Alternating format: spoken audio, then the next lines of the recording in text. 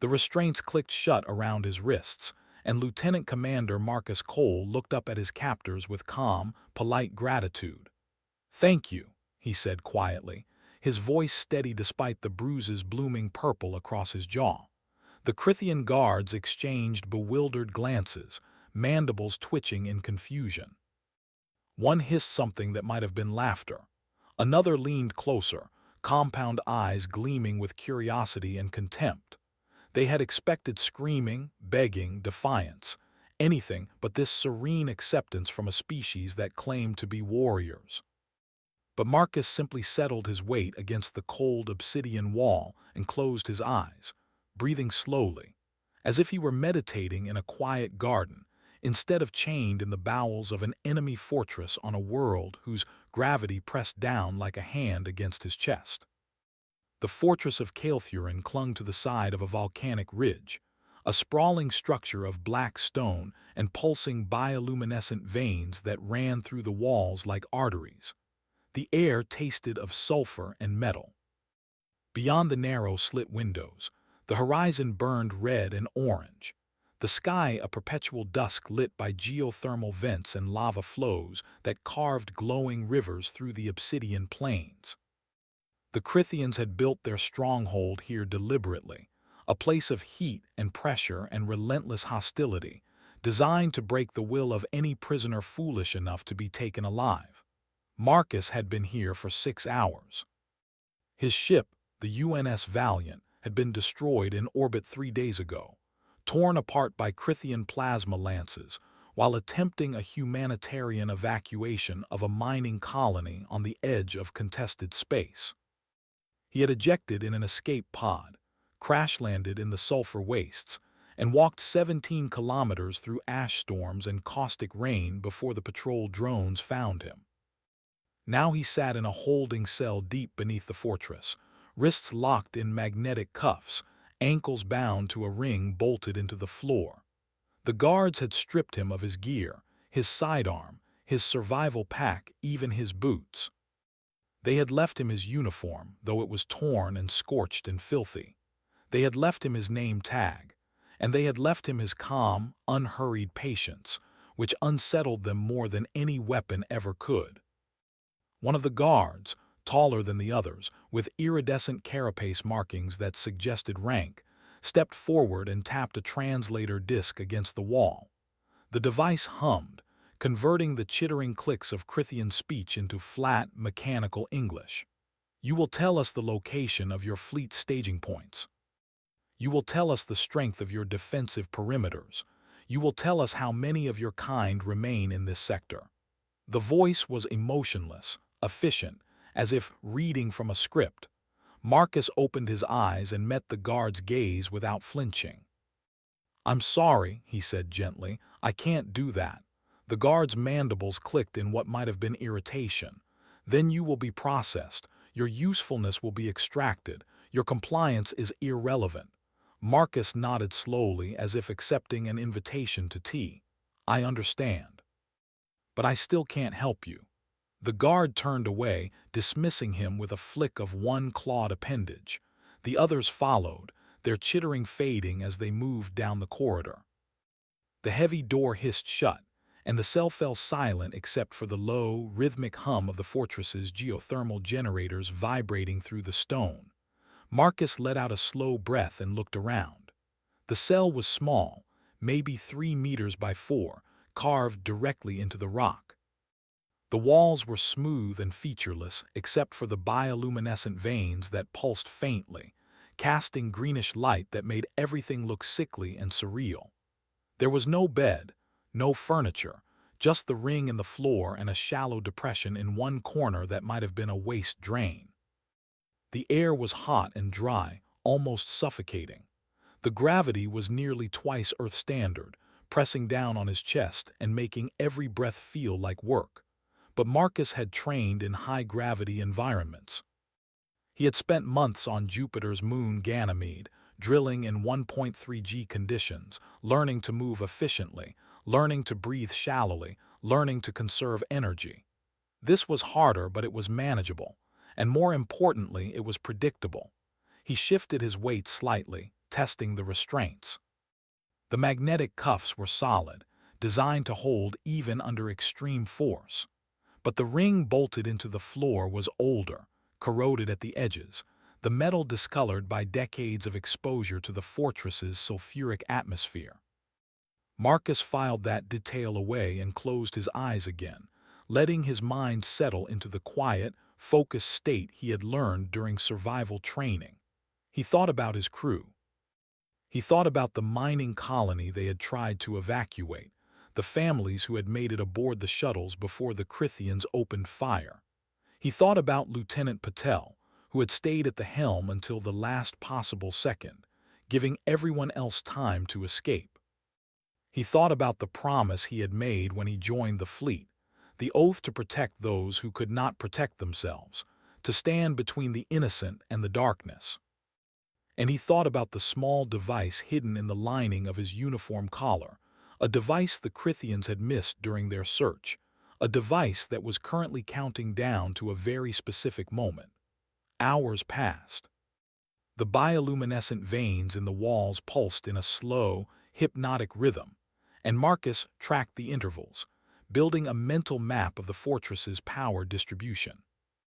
He listened to the sounds beyond the door, the distant hum of machinery, the occasional chittering of passing guards, the low rumble of something deeper, something massive and mechanical that vibrated through the stone like a heartbeat.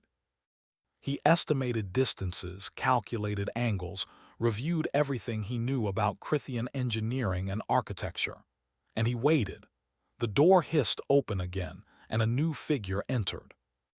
This one was smaller, leaner, with darker carapace coloring and intricate patterns etched into the chitin that suggested either high rank or specialized function. It carried a slim data slate and moved with precise, deliberate steps. The translator disc activated without prompting. Lieutenant Commander Marcus Cole, human. Fleet designation UNS Valiant. You are classified as a strategic asset. The voice was different from the guard's, smoother, almost conversational. My designation is Interrogator Velcrest. I will ask questions. You will answer. This process will continue until your utility is exhausted. Marcus looked up at Velcrest and offered a faint, tired smile. I appreciate the introduction, but like I told the guards, I can't help you. Velcrest tilted its head, compound eyes reflecting the greenish light. You misunderstand. This is not a negotiation. Your cooperation is not required. Only your continued consciousness. It tapped the data slate, and a holographic display flickered into the air between them, showing star maps, fleet movements, projected trajectories. We have already begun dismantling your defensive perimeters. Your colonies fall one by one. Your species lacks the resilience to survive sustained attrition. You are fragile, emotional, inefficient. Velcrest paused, mandibles clicking softly. And yet you smile. Why? Marcus considered the question. He thought about the truth, about the lie, about what would serve his purpose best. Finally, he said, because I believe in second chances. Velcrest stared at him for a long moment, then dismissed the hologram with a gesture. Your beliefs are irrelevant. You will be processed tomorrow at dawn. Until then, you will remain here. It turned to leave, then paused at the door. Your gratitude earlier, that was an anomaly. Explain. Marcus met its gaze evenly. You gave me something to hold on to. Even if it's just restraints, it's still a connection, a point of contact. I'm grateful for that. Velcrest's mandibles twitched, and for a moment something almost like confusion flickered in its eyes. Then it left and the door sealed shut again. Marcus waited until the footsteps faded completely before allowing himself a slow, controlled exhale. The device in his collar was still counting down. He had maybe 14 hours left. Plenty of time. The fortress of Kael'thuran was not just a military installation. It was a symbol, a monument to Krythian dominance over this region of space. The volcanic ridge it clung to was riddled with geothermal taps, massive conduits that drew energy from the planet's molten core and channeled it into the fortress's power grid. The grid, in turn, fed everything, The plasma batteries that defended the perimeter, the shield generators that protected against orbital bombardment, the atmospheric processors that kept the interior breathable for Krythian physiology, and the detention facilities where prisoners like Marcus were held. The Krythians had designed it to be impregnable, self-sustaining, a fortress that could withstand siege for decades if necessary. But like all complex systems, it had vulnerabilities. Marcus had studied Krythian engineering during his officer training, poring over captured schematics and battlefield reports, learning how their structures were built, how they distributed power, how they managed redundancy and failsafes. He knew that the geothermal taps were the fortress's greatest strength and its greatest weakness. The energy they provided was immense, but it required constant regulation, constant balancing of pressures and temperatures and flow rates. If that balance were disrupted, if the safeties were bypassed or overridden, the taps could overload. And if the taps overloaded, the fortress would tear itself apart from the inside. Marcus had known this when he allowed himself to be captured. He had known it when he thanked the guards for chaining him. He had known it when he chose this exact moment, this exact place, to make his stand. Because the device in his collar was not a weapon. It was a key, and in approximately 13 hours and 47 minutes, it would unlock something the Krythians had spent centuries trying to control. The hours crawled past.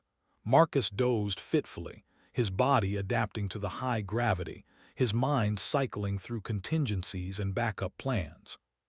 He thought about his family back on Earth, his younger sister who had just started medical school, his parents who had retired to a small house in Vermont. He thought about the friends he had lost, the missions that had gone wrong, the choices that haunted him in the quiet moments. He thought about the mining families on the shuttles, the ones who had made it out, and he allowed himself a small measure of satisfaction. They were safe. That mattered. That was enough.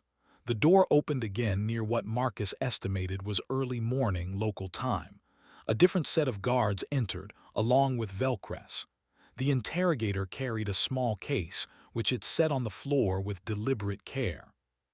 "You will be processed now," Velcres said, its voice calm and clinical. "The procedure is invasive but non-lethal. Your neural pathways will be mapped. Your memories will be extracted. Resistance will cause permanent cognitive damage." It opened the case, revealing a set of instruments that gleamed dully in the greenish light. Marcus looked at the instruments, then at Velcres, then at the guards. He felt his pulse steady, his breathing slow. The countdown in his collar read 9 minutes and counting. He smiled again, that same calm, polite smile. "I'm sorry," he said quietly, "but I think we're running out of time." Velcres paused, mandibles clicking in confusion. "Explain." Marcus shifted his weight slightly, testing the corroded ring one more time. "You asked me earlier why I thanked your guards. I told you it was because I'm grateful for connections, for points of contact, but I didn't tell you the whole truth." He met Velcres's eyes, and for the first time there was something sharp and unyielding in his gaze.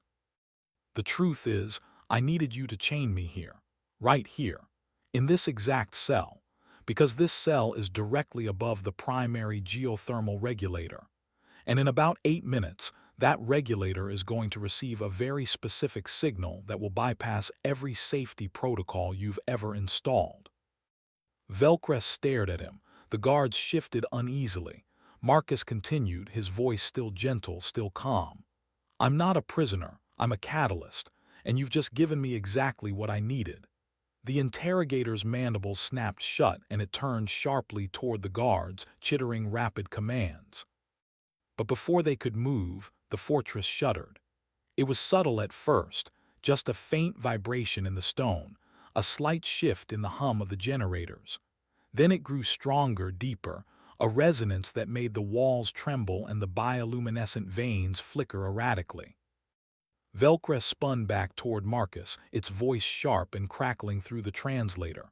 "What have you done?" Marcus closed his eyes and took a slow breath. "I've given your planet a second chance," he said softly, and I've reminded your people that humans don't stay captured. We just wait for the right moment. The shuddering intensified. Somewhere far below, deep in the volcanic ridge, the geothermal taps began to scream. The first explosion was distant, a muffled roar that echoed through the stone like thunder trapped underground. The floor buckled, and the bioluminescent veins in the walls flared bright, then dimmed, then flared again in chaotic pulses. The guards stumbled, their chittering rising in pitch, panic bleeding through the mechanical precision of their movements. Velcrest braced itself against the wall, its compound eyes fixed on Marcus with something that might have been fury or fear or disbelief.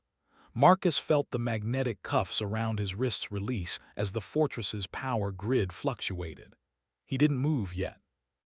He simply watched as the carefully balanced systems that held the fortress together began to unravel.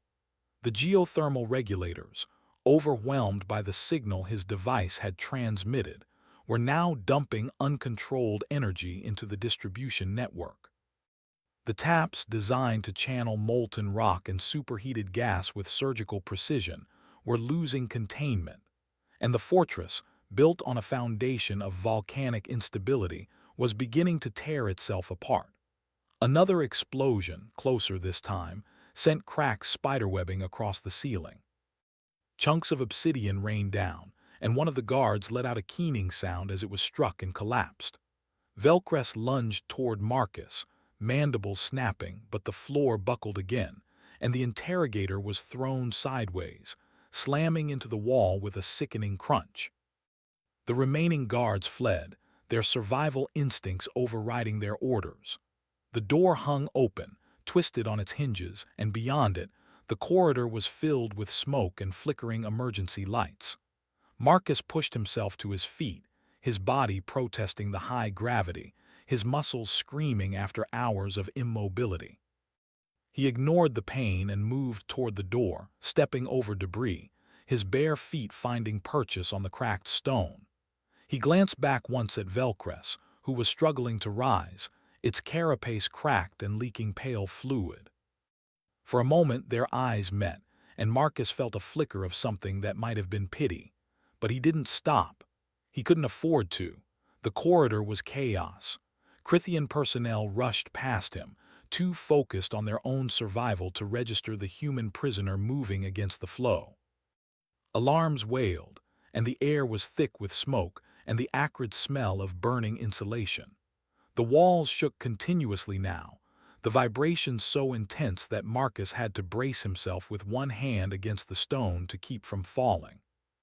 He moved toward the nearest stairwell, following the mental map he had constructed during his hours of waiting. He knew where he needed to go. The fortress had emergency evacuation pods, small single-occupant craft designed for rapid deployment in the event of catastrophic failure. They were located on the upper levels near the exterior walls, accessible through a series of maintenance shafts. If he could reach one, he had a chance. The stairwell was narrow and steep, carved into the rock like a wound. Marcus climbed, his lungs burning, his legs trembling with effort. Behind him, the fortress groaned like a living thing in pain, and the explosions grew louder, closer, more frequent. He reached the third level and stumbled into a wider corridor, this one lined with observation windows that looked out over the volcanic plains. Through the smoke and fire, he could see the horizon tilting, the ground itself shifting as the geothermal taps lost containment and the planet's crust began to buckle. He thought about the Krythians, the ones who would die here, the ones who were scrambling to escape just as he was. He thought about the choices that had led to this moment, the wars and the compromises and the failures of diplomacy. He thought about the mining families, safe now, beyond the reach of this conflict. And he thought about the promise he had made, the oath to stand between the innocent and the darkness. This was the darkness, and he was still standing. The maintenance shaft was exactly where the schematics had shown it, a narrow vertical tunnel with rusted handholds bolted into the walls. Marcus climbed, his fingers slipping on the corroded metal, his breath coming in ragged gasps. The gravity pulled at him like a weight trying to drag him down, but he kept moving, one handhold at a time, one breath at a time.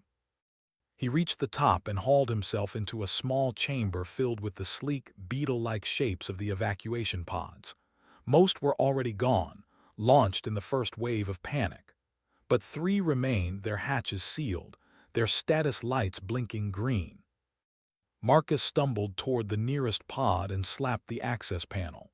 The hatch hissed open, and he collapsed into the cramped interior, his body folding into the acceleration couch. The controls were labeled in Krythian script, but the layout was intuitive, designed for emergency use by personnel who might be injured or disoriented. He found the launch sequence and initiated it, and the pod systems came online with a high-pitched whine. The hatch sealed shut, and the pod detached from its moorings with a metallic clang. For a moment, Marcus was weightless, suspended in the small cockpit as the pod fell away from the fortress. Then the thrusters kicked in, slamming him back into the couch with brutal force. The pod accelerated, climbing away from the collapsing structure, away from the volcanic ridge, away from the planet's surface. Through the small viewport, Marcus watched as the fortress of Kael'thuran broke apart, its walls crumbling, its towers toppling, its foundations consumed by the very energy it had tried to harness. The geothermal taps erupted in a chain reaction of fire and molten rock, and the volcanic ridge split open like a wound, spewing magma and ash into the sky. The pod climbed higher, breaking through the ash clouds, and Marcus saw the planet's curvature, the arc of the horizon against the blackness of space. He saw the debris field from the UNS Valiant, scattered like breadcrumbs across the orbital plane. He saw the distant glint of Krythian warships holding position near the outer moons, and he saw, just beyond the edge of the sensor range, the faint signature of a human fleet, waiting, watching, ready to move. Marcus closed his eyes and let out a slow, shuddering breath.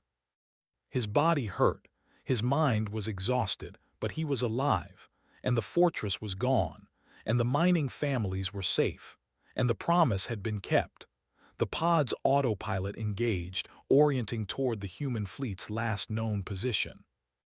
Marcus leaned back in the couch and allowed himself a moment of stillness, a moment to simply exist without the weight of decisions or duty or fear.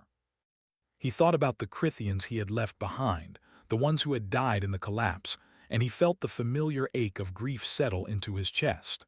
War was ugly. War was loss. But sometimes, war was also the only way to protect the ones who couldn't protect themselves. He thought about Velcress, the interrogator who had tried to break him, who had looked at him with confusion and contempt, and something almost like curiosity. He wondered if Velcress had made it out. He wondered if any of them had, and he wondered if, someday, there might be a chance for something other than this endless cycle of violence and retaliation. The pod's radio crackled to life, and a familiar voice cut through the static. "Unidentified craft, this is UNS Relentless. Identify yourself." Marcus smiled, a real smile this time, tired and genuine. He reached for the transmitter and keyed the channel. "Relentless, this is Lieutenant Commander Marcus Cole, UNS Valiant, requesting immediate retrieval and a very strong cup of coffee." There was a pause, then a burst of laughter, rough and relieved. "Copy that, Commander. Welcome home. We've got a recovery shuttle en route. ETA 15 minutes, and the coffee's on us." Marcus closed his eyes again and let the tension drain from his body. 15 minutes. He could wait 15 minutes. He had waited this long. The pod drifted through the debris field, its thrusters making small adjustments to maintain course. Marcus watched the stars through the viewport, their light cold and distant and eternal. He thought about the mining families, arriving at the resettlement stations, starting over, building new lives. He thought about his crew, the ones who had died aboard the Valiant, the ones who had given everything so that others could survive. He thought about Lieutenant Patel, calm and focused at the helm until the very end.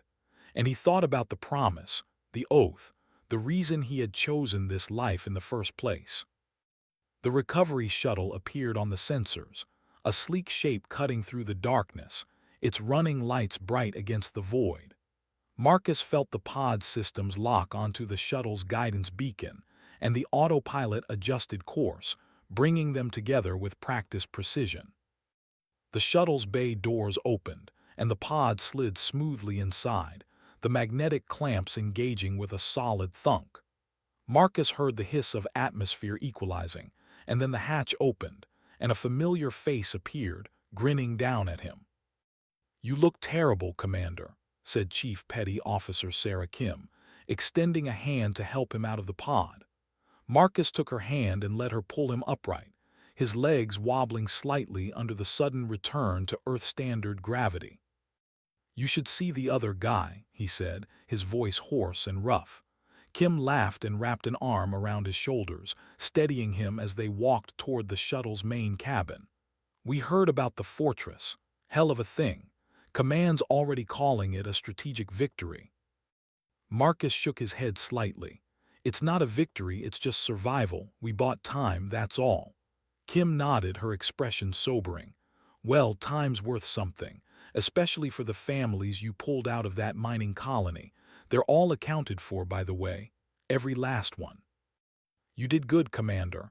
Marcus felt something loosen in his chest, a knot he hadn't realized was there. "Good," he said quietly. "That's good." Kim led him to a seat and handed him a thermal mug filled with steaming black coffee. Marcus wrapped his hands around the mug, savoring the warmth, the simple comfort of it. He took a sip and felt the bitterness cut through the exhaustion, grounding him, bringing him back. The shuttle lifted away from the debris field, accelerating toward the human fleets holding position.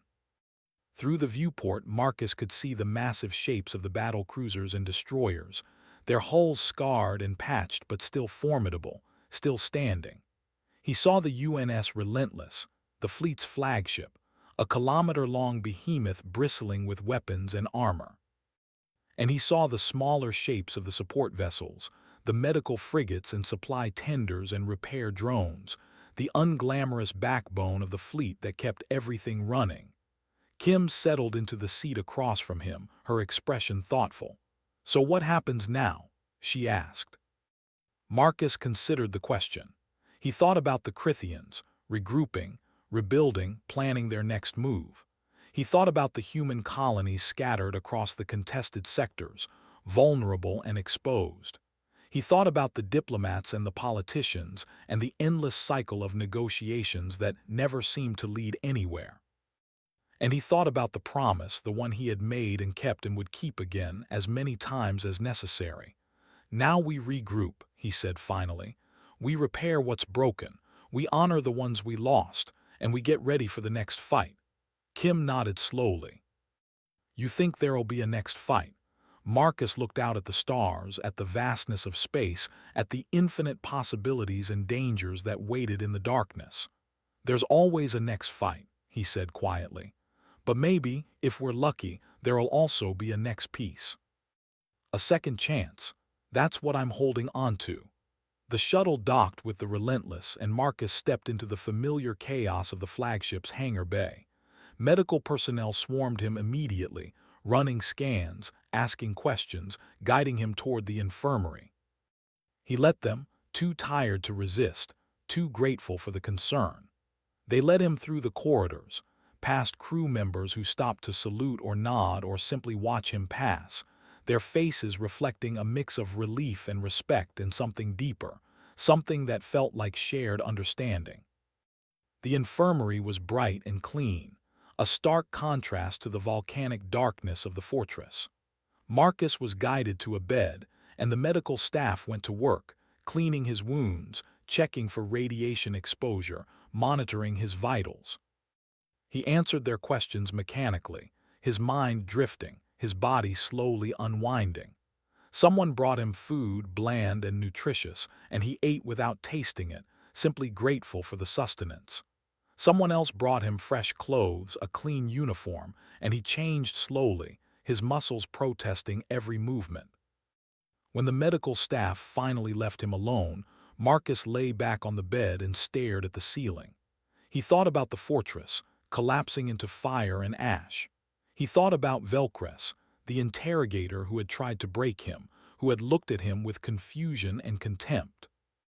He thought about the guards who had chained him, who had laughed at his gratitude, who had never understood that gratitude was not weakness but strategy. And he thought about the moment when the ground had started to shake, when the planet itself had begun to tear apart, when everything had changed. He thought about the promise he had made, the oath to protect those who could not protect themselves. He thought about the mining families, safe now, beyond the reach of the war. He thought about his crew, the ones who had died, the ones who had survived. And he thought about the future, uncertain and fragile and still worth fighting for. A knock at the door pulled him from his thoughts, and he sat up as Admiral Helena Voss stepped into the room. She was a tall woman with iron-gray hair and sharp, intelligent eyes, and she carried herself with the easy authority of someone who had spent decades making hard decisions. She nodded at Marcus and took a seat in the chair beside his bed. "Commander," she said, her voice calm and measured, "I've read the reports. What you did at Kael'thuran was reckless, dangerous, and completely against protocol." She paused, and a faint smile tugged at the corner of her mouth. "It was also brilliant. You bought us time, disrupted their supply lines, and sent a message that humanity is not to be underestimated. Well done." Marcus inclined his head slightly. "Thank you, Admiral, but it wasn't without cost. The Krythians lost a lot of people in that collapse. Civilians, support staff, not just military personnel." Voss's expression softened. "War has costs, Commander. We both know that. But you made a choice to prioritize the lives of those mining families, and you followed through. That matters." She leaned forward slightly, her gaze intent. "Now I need you to make another choice. The fleet is preparing for a major operation in the Outer Rim. We need experienced officers who understand the risks, who can make the hard calls, who can keep their heads when everything falls apart. I'm offering you a command. A destroyer, the UNS Sentinel. She's fast, she's tough, and she needs someone who knows how to wait for the right moment." Marcus looked at her, then out the viewport at the stars, then back at her. He thought about the promise, the oath, the reason he had chosen this life.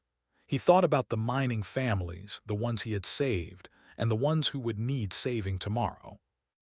And he thought about the second chance, the one he believed in, the one he had offered to Velcres and the Krythians and the planet that had shaken beneath his feet. "I'll take it," he said quietly, "but on one condition. We prioritize evacuation and humanitarian support. We fight when we have to, but we protect first, always." Voss nodded slowly, a look of approval in her eyes. "Agreed.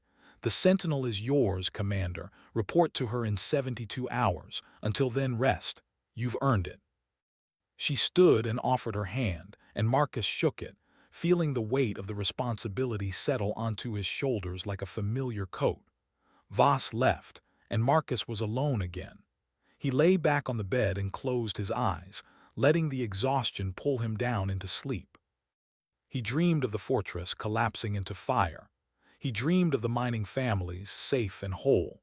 He dreamed of Lieutenant Patel, smiling at the helm, steady and unshakable. And he dreamed of the stars, infinite and cold and beautiful, waiting for him to return. When he woke, it was to the soft chime of the ship's intercom. He sat up slowly, his body stiff but rested, and listened as the voice announced the time, the watch rotation, the routine business of a fleet at war.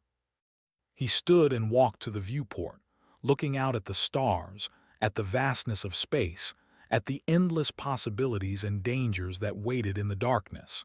He thought about the promise he had made, the oath to protect those who could not protect themselves. He thought about the second chance, the one he believed in, the one he would fight for as long as he had breath. And he thought about the moment when the Krythian guards had chained him, when he had thanked them, when he had known exactly what he was doing. He smiled a small, tired smile and whispered to the stars, "We're not done yet. Not by a long shot. 3 weeks later, Marcus stood on the bridge of the UNS Sentinel, watching the view screen as the destroyer slipped through a debris field on the edge of the outer rim. The ship was smaller than the Valiant had been, leaner and faster, built for precision strikes and rapid deployment. The crew was young and eager, a mix of veterans and fresh recruits, all of them looking to him for guidance and leadership. Marcus had spent the past 3 weeks getting to know them, learning their names, understanding their strengths and weaknesses, building the kind of trust that could only come from shared purpose. The mission was straightforward: escort a convoy of humanitarian supplies to a besieged colony on the edge of Krythian space, provide cover while the supplies were offloaded, and withdraw before the enemy could mount a significant response. It was the kind of mission that required discipline, patience, and the ability to make hard choices quickly. Marcus had briefed the crew thoroughly, walked them through the contingencies, made sure everyone understood their role. And now, as they approached the colony, he felt the familiar weight of responsibility settle onto his shoulders. The colony appeared on the view screen, a small cluster of habitation domes clinging to the surface of a barren moon. The domes were scarred and patched, their surfaces pitted by debris strikes and atmospheric erosion. Beyond them, the convoy's transport ships hung in orbit, their cargo bays filled with food, medicine, and construction materials. And beyond the transports, the darkness of space stretched out, vast and indifferent. Marcus keyed the intercom. "All hands, this is the commander. We're beginning the escort operation. Stay sharp, stay disciplined, and remember your training. We're here to protect these people, not to start a fight. But if a fight comes to us, we'll be ready. Cole out." He turned to his tactical officer, Lieutenant Ramirez, a sharp-eyed woman with a reputation for quick thinking. Any sign of Krythian activity? Ramirez shook her head. "Negative, Commander. Sensors are clear. But that doesn't mean they're not out there." Marcus nodded. He had learned long ago that the absence of evidence was not evidence of absence. He watched the view screen as the Sentinel moved into position, her weapons systems primed, her shields at full strength. The transport ships began their descent toward the colony, their thrusters flaring bright against the darkness. Marcus felt the tension on the bridge, the quiet focus of a crew doing their job, doing it well. The first transport touched down, and the offloading began. Marcus watched the activity through the external cameras, seeing the colonists emerge from the domes, their faces gaunt and weary but filled with hope. He saw children running toward the transport, their laughter silent across the vacuum but somehow audible in his mind. He saw families embracing, saw the relief and gratitude in their eyes, and he felt the weight of the promise, the oath, the reason he had chosen this life. The second transport touched down, and then the third. The offloading continued smoothly, efficiently, the colonists and the transport crews working together with practiced coordination. Marcus allowed himself a small measure of satisfaction. This was what it was supposed to be about. Not the fighting, not the destruction, but the protection, the preservation, the quiet heroism of ordinary people doing extraordinary things. Then Ramirez's voice cut through the calm. "Commander, I'm picking up multiple contacts. Krythian patrol vessels inbound fast. ETA 4 minutes." Marcus felt the tension spike, but his voice remained calm. "Battle stations. Shields to maximum. Weapons hot but hold fire until I give the order. Helm, position us between the transports and the incoming vessels. Let's give the colonists time to finish." The Sentinel moved, her thrusters flaring, her hull vibrating with the energy of her reactor. The bridge crew snapped into action, their movements precise and coordinated. Marcus watched the tactical display as the Krythian vessels closed the distance, 5 sleek shapes moving in a tight formation. He calculated angles, projected trajectories, estimated firepower. The Sentinel was outgunned, but she was faster, more maneuverable, and she had something the Krythians didn't: a crew that believed in what they were doing. The Krythian vessels opened fire, plasma bolts streaking across the void. The Sentinel's shields flared, absorbing the impacts, and Marcus felt the ship shudder beneath his feet. "Return fire," he said calmly. "Target their propulsion systems. I want them slowed down, not destroyed." Ramirez acknowledged and engaged, and the Sentinel's railgun spat tungsten rounds at near-relativistic speeds. The rounds struck true, punching through the Krythian vessel's shields and crippling their engines. Two of the vessels spun out of control, their trajectories wild and unpredictable. The remaining three pressed the attack, but their formation was broken, their coordination disrupted. Marcus watched the transports, still offloading, still vulnerable. He made a decision. Helm hard to port, draw them away from the colony. Ramirez, focus fire on the lead vessel, take out their weapons if you can. The Sentinel banked sharply, her hull groaning under the strain, and the Krythian vessels followed, their attention shifting from the transports to the destroyer. Marcus felt the weight of the moment, the lives depending on his choices, the thin line between success and failure. The lead Krythian vessel exploded, its reactor overloading under sustained fire. The remaining two vessels hesitated, their formation collapsing, and Marcus seized the opportunity. All power to forward shields, ramming speed. Let's show them we mean business. The Sentinel accelerated, her bow pointed directly at the nearest Krythian vessel, and the enemy ship broke off, retreating at full burn. The final vessel followed, and within moments, the battle was over. Marcus let out a slow breath and keyed the intercom. "All hands stand down from battle stations. Damage report." The responses came back quickly. Minor shield damage, no casualties, all systems operational. Marcus nodded and turned to the view screen, watching as the last transport lifted away from the colony, its cargo bays empty, its mission complete. The colonists stood outside their domes, waving, their figures small and distant but their gratitude unmistakable. Marcus felt the familiar ache in his chest, the weight of the promise kept, the oath honored. He thought about the Krythians he had just fought, the ones who had retreated, the ones who would regroup and return. He thought about the endless cycle of conflict, the fragile hope for peace. And he thought about the second chance, the one he believed in, the one he would keep fighting for. "Helm, set course for the rendezvous point," he said quietly. "Let's go home." 6 months passed. The war continued, a grinding attrition of skirmishes and raids and desperate evacuations. The Sentinel and her crew became known across the fleet for their skill, their discipline, and their commander's uncanny ability to turn impossible situations into hard-won victories. Marcus led them through a dozen missions, each one more dangerous than the last, and each time they came through. Not unscathed but alive, and that was enough, but the war was changing. The Krythians were adapting, learning from their defeats, finding new ways to press their advantage. The human colonies were stretched thin, their defenses crumbling under sustained assault. And the fleet, for all its strength and determination, was running out of time. Marcus stood on the bridge of the Sentinel, staring at the tactical display, trying to find a solution to an impossible problem.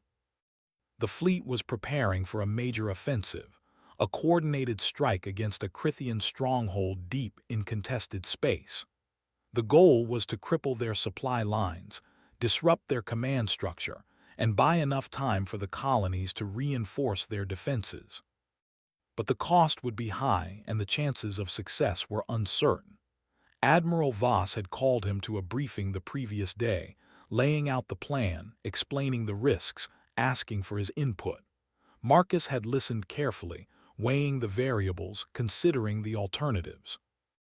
And in the end he had agreed. Not because the plan was perfect, but because it was necessary, because the promise demanded it, because the oath required it. Now, as he stood on the bridge, he thought about the mining families, safe and thriving on their resettlement stations. He thought about the colonists on the barren moon, waving as the transports lifted away. He thought about Lieutenant Patel, steady at the helm, and Chief Kim, grinning as she pulled him from the evacuation pod. He thought about all the people he had fought to protect, all the lives he had touched, all the moments that had led him to this point. And he thought about the Krythians, the ones he had fought, the ones he had killed, the ones who had died in the collapse of the fortress. He thought about Velcrest, the interrogator who had looked at him with confusion and contempt and something almost like curiosity. And he wondered, not for the first time, if there was a way to break the cycle, to find a path toward something other than endless conflict. The intercom chimed, and Ramirez's voice cut through his thoughts. "Commander, incoming transmission from the flagship. Admiral Voss wants to speak with you." Marcus nodded and keyed the channel. Voss's face appeared on the screen, her expression serious. "Commander, the offensive is launching in 12 hours. The Sentinel will be part of the vanguard. Your mission is to provide cover for the assault carriers while they deploy their strike craft. It's going to be heavy and it's going to be fast. Are you ready?" Marcus looked at her, then at the stars beyond the viewport, then back at her. He thought about the promise, the oath, the reason he had chosen this life. He thought about the second chance, the one he believed in, the one he would keep fighting for. And he thought about the moment when the Krythian guards had chained him, when he had thanked them, when he had known exactly what he was doing. "We're ready, Admiral," he said quietly. "We'll see it through." Voss nodded, a look of approval in her eyes. "I know you will, Commander. Good luck." The transmission ended and Marcus turned to his crew. They were watching him, waiting for his orders, their faces reflecting trust and determination and the quiet courage of people who had chosen to stand between the darkness and the light. Marcus smiled, a small, tired smile, and keyed the intercom. "All hands, this is the commander. In 12 hours we go into battle. It's going to be hard and it's going to be dangerous and some of us might not come back. But we're going anyway. Because that's what we do. Because that's who we are. Because the people we protect are counting on us and we will not let them down." He paused, letting the words settle, letting the weight of them sink in. "We're not just fighting for survival. We're fighting for the chance to build something better. A second chance. A new beginning. And as long as we hold on to that, as long as we keep the promise, we can't lose. Not really. Not where it matters." The crew responded, their voices echoing through the ship, a chorus of affirmation and resolve. Marcus felt the weight of the moment, the power of shared purpose, the strength of people united by something greater than themselves. And he felt, not for the first time, a deep and abiding gratitude for the privilege of standing among them. The hours passed. The fleet assembled, a massive formation of battlecruisers and destroyers and carriers, their hulls gleaming in the starlight, their weapons primed, their crews ready. The Sentinel took her position in the vanguard, her shields at full strength, her reactor humming with barely contained power. Marcus stood on the bridge, watching the countdown, feeling the tension build, the anticipation rise. And then, with a burst of light and sound, the fleet jumped, accelerating toward the Krythian stronghold, toward the battle that would decide the fate of the colonies, toward the moment when everything would change. Marcus watched the stars streak past, and he thought about the fortress collapsing into fire. He thought about the mining families, safe and whole. He thought about the colonists on the barren moon, waving as the transports lifted away. And he thought about the promise, the oath, the reason he had chosen this life.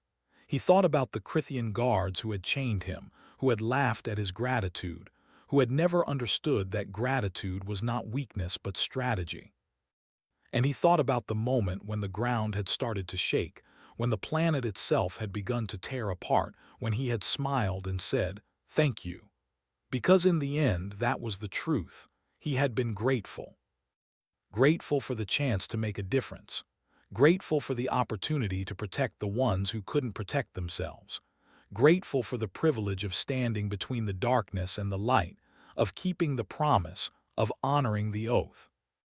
And as the Sentinel hurtled toward the battle, toward the unknown, toward the future, Marcus felt that gratitude settle into his bones, steady and unshakable, a foundation strong enough to carry him through whatever came next. The battle was fierce and chaotic, a swirling maelstrom of fire and steel and desperate courage. The Sentinel fought with precision and determination, her crew working as one, her weapons cutting through the enemy formation with surgical accuracy. Marcus stood on the bridge, calling out orders, making split-second decisions, holding the line while the assault carriers deployed their strike craft. The Krythian stronghold loomed ahead, a massive structure bristling with defenses, its shields shimmering under sustained bombardment. The strike craft swarmed around it, targeting critical systems, exploiting weaknesses, pressing the attack with relentless intensity. And the Sentinel held her position, absorbing fire, returning fire, buying time for the strike craft to do their work. Then, in a moment that seemed to stretch forever, the stronghold's shields collapsed. The strike craft poured through the breach, their weapons tearing into the structure's core, and the stronghold erupted in a cascade of explosions, fire blooming across its surface like flowers of light. Marcus watched as the structure broke apart, as the Krythian defenses crumbled, as the fleet's objective was achieved. He felt the weight of the victory, the cost of it, the lives lost and the lives saved. And he felt, not for the first time, the deep and abiding truth that war was never clean, never simple, never without sacrifice. But it was also, sometimes, necessary. And as long as he held onto the promise, as long as he kept the oath, he could live with that truth. The fleet regrouped, and the Sentinel limped back toward friendly space, her hull scarred, her crew exhausted but alive. Marcus stood on the bridge, watching the stars, thinking about the future, about the second chance, about the possibility of something better. And he thought about the Krythian guards who had chained him, who had laughed at his gratitude, who had never understood that gratitude was not weakness but strategy. And he smiled, a small, tired smile, and whispered to the stars, "Thank you, for giving me the chance to make a difference, for giving me the chance to keep the promise, for giving me the chance to stand between the darkness and the light." And the stars, cold and distant and eternal, seemed to whisper back, "You're welcome."